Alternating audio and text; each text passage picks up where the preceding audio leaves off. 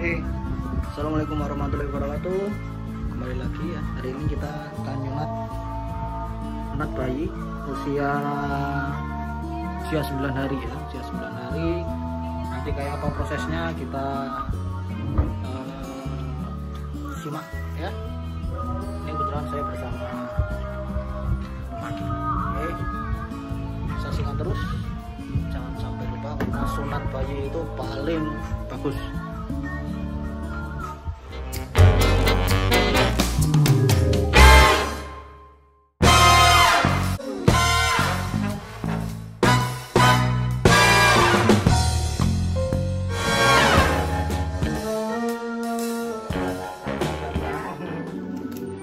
Halo, bayinya kita ya, dia enak nih.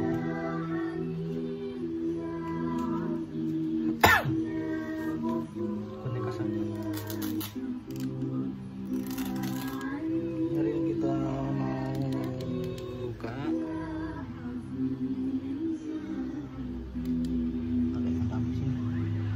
Semprot lah. Oke, jadi kemarin ada bayi ya umur 9 hari, kemudian sunat ya usia 9 hari ya. Kebetulan kemarin metodenya kita pakai ini ya, kita kemarin pakai metode klem gitu ya. Jadi kemarin jadi klem itu seperti ini teman-teman semua ya. Nih ya, jadi nanti ini burungnya ya, ini dimasukkan seperti ini, lihat tuh ya. Kemudian ini di nah kurang lebih seperti inilah, terus dikunci nanti kelak ini nanti. Nah ini aja dijepit nanti. Kalau metode seperti ini, metode klem ini nanti dia dijepit kurang lebih sampai 5 hari, kemudian nanti kita buka. Nah, kemarin kebetulan buka ya, bayinya tenang sekali sambil melihat video gitu ya. Ya jadi apa sih kelebihannya kalau pakai ini ya? Kalau sunat bayi umur kurang dari 1 bulan itu ya, itu ini bagus ya. Karena apa? Karena kalau pakai metode yang klem ini, si bayi bisa langsung mandi gitu ya. Jadi tidak perlu lagi tidak ada pantangan untuk mandi kalau pakai metode ini. Hanya saja kelemahannya ada alat nih yang menempel selama 5 hari gitu.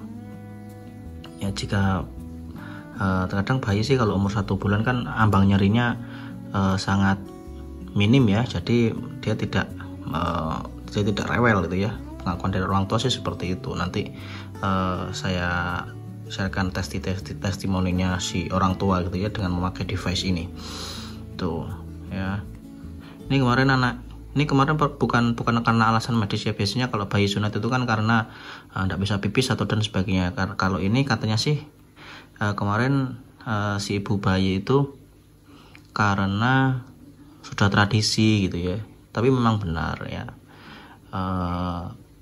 bayi sangat bagus ya untuk dilakukan sunat ya. Videonya setelah ini silahkan disimak. Oke. Di video kali ini saya akan membahas terkait dengan sunat bayi ya. Banyak pertanyaan yang masuk ke saya baik dari WA ataupun dari media sosial saya terkait dengan Pak, bagaimana sih Pak, aman nggak sih untuk sunat di usia bayi?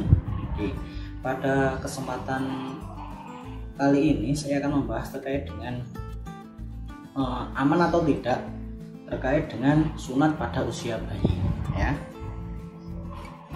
Saya membahas video ini bukan hanya sekedar berdasarkan pengalaman, tetapi berdasarkan apa yang saya dapat di penelitian yang sudah saya temukan ya, yang sudah saya temukan di internet ya.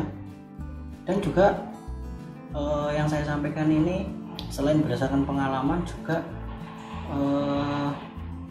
sudah menjadi pedoman ya dari WHO. Apa itu WHO? Yaitu Organisasi Kesehatan Dunia. Ya, di sana juga ternyata mengatur terkait dengan sunat pada bayi. Oke, sekarang apa sih keuntungannya sunat di saat bayi? Atau pertama dulu, aman atau tidak? Ya, aman atau tidak sunat pada usia bayi? Oke, ini saya mendapatkan literatur dari WHO ya, dengan judul Manual for Early Infant Male Circumcision Under Local Anesthesia ya. Jadi di artikel ini disebutkan bahwa sebenarnya untuk sirkumsisi atau khitan atau sunat ya, apapun bahasanya di Bapak Ibu semua, pada intinya bisa dilakukan pada semua umur ya. Ingat ya, ini poinnya adalah khitan atau sunat bisa dilakukan di semua usia ya. Tetapi pertanyaannya adalah, aman tidak sih sunat pada bayi? Terkadang banyak pasien-pasien saya itu konsultasi terkait dengan aman tidak sunat pada bayi. Ketika sudah oke, ternyata sama orang tua atau si mbah atau si kakek atau neneknya dari si bayi ini tidak setuju karena merasa kasihan dan sebagainya. Oke, sekarang di zaman milenial ini saya akan membahas sesuai dengan teori dan hasil-hasil penelitian gitu ya. Oke, di sini disebutkan bahwa sirkumsisi pada laki-laki ya, dapat dilakukan pada semua umur ya kan. Kemudian ada beberapa keuntungan ketika sunat itu dilakukan pada usia bayi ya. Yang pertama di sini disebutkan bahwa prosedurnya sangat simpel atau sederhana ya. Karena apa? Satu, bayi menangis hanya saat proses pembiusan, itu satu yang pertama ya. Kemudian pada bayi itu pembuluh darahnya yang ada di alat kelamin itu lebih sedikit ya, lebih sedikit daripada yang ada di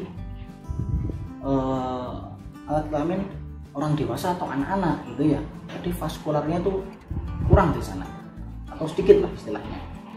Kemudian untuk proses penyembuhannya, kalau menurut artikel ini ya, pada bayi itu biasanya 5-7 hari itu sudah selesai dalam proses penyembuhannya ya. Ya bisa sampai lah memacang sampai 14 hari itu ya.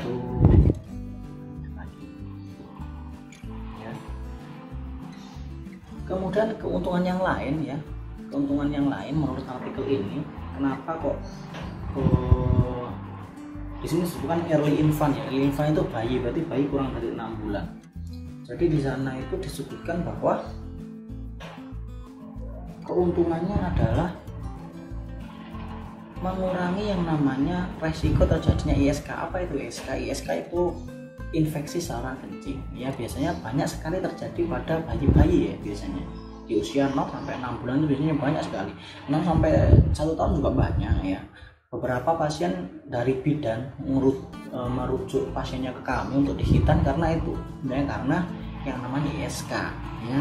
Biasanya gejalanya adalah bayi itu sering rewel, kemudian sering panas, kemudian diberi obat penurun panas, turun panasnya, tetapi nanti serang beberapa minggu atau serang beberapa bulan dia akan panas lagi. Nah itu biasanya ciri-ciri dari ISK gitu. Atau pada saat kencing ya, pada saat kencing harus diperhatikan oleh orang tua. Pada saat kencing itu biasanya ada sedikit gelembung di sana ketika air kencing mau keluar, seperti itu. Itu ya, itu berdasarkan teori-teori. Kemudian proses sunatnya biasanya lebih cepat gitu ya. Bahkan kalau di luar negeri itu saya pernah melihat sebuah video sunat pada bayi itu tidak perlu pakai jahitan gitu ya. Jadi hanya dipotong saja selesai. Jadi kurang lebih itu. Kemudian ada yang tanya lagi, Pak, usia berapa sih yang sekiranya aman untuk sunat? Ya, saya katakan lagi semua umur bagus. Tapi kalau sunat bayi perlu Bapak Ibu perhatikan, ya, sunat bayi lebih baik di usia sebelum usia 6 bulan. Itu akan lebih efektif, pasien akan lebih kooperatif. Ya, karena tetap kita pakai anestesi lokal atau bius lokal misalnya. Kita tidak mungkin tidak pakai bius. Kalau sudah anak menginjak 6 sampai 12 bulan, itu biasanya ada sedikit harus semacam dipaksa gitu ya, karena anak sudah bisa mulai merasakan sakit, apalagi anak yang sunat di usia 1 sampai 3 tahun. Nah, itu sangat tidak kooperatif sekali. Makanya sering saya sarankan ke pasien-pasien kalau mau sunat bayi sekalian ya 0 sampai 6 bulan atau nanti menunggu setelah 3 tahun gitu kan ya. Apalagi anak di usia 1 sampai 3 tahun itu biasanya takut sama jarum biasanya seperti itu. Oke, sekian dari video saya. Mudah-mudahan video ini bermanfaat bagi penonton semua. Jika ingin konsultasi silakan, link website ada saya taruh di deskripsi. Terima kasih. Oh ya, jangan lupa terus menyalakan loncengnya, karena di video selanjutnya saya akan membahas terkait dengan metode apa sih yang cocok untuk sunat bayi gitu ya. Jadi jangan sampai terlewatkan.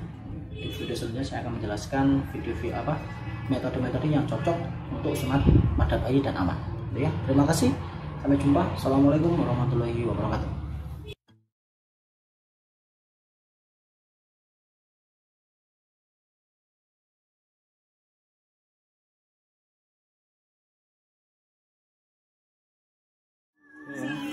Aku punya ide kan Mas untuk sunat gitu, soalnya kan mengurangi ini trauma, ISK segala macam, baca-baca. Betul, tapi sampean itu Bu. Terus sih bapaknya kalau mau sunatin ya sunatin aja nggak apa-apa katanya. Kerja di mana Bu? Bapak Ibu ini. Bapaknya di Perak, Surabaya. Jadi sebulan sekali pulang atau seminggu sekali pulang. Di apa Bu? Di kelautan kan? Oh bukan, di ini. Di anu barang kali ya Bu? Kontainer itu ada ya? kontainer. Jadi ngolah kontainer. Tuh asik rek.